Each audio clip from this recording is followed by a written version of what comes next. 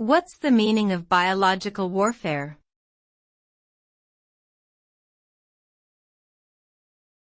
Biological warfare.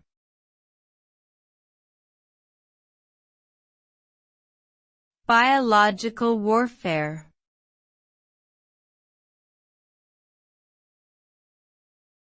Biological warfare.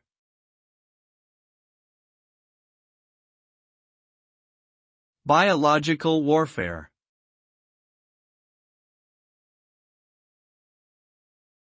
Biological warfare, also known as germ warfare, is a type of warfare that uses biological agents such as bacteria, viruses, fungi, and toxins to harm or kill people, animals, or plants.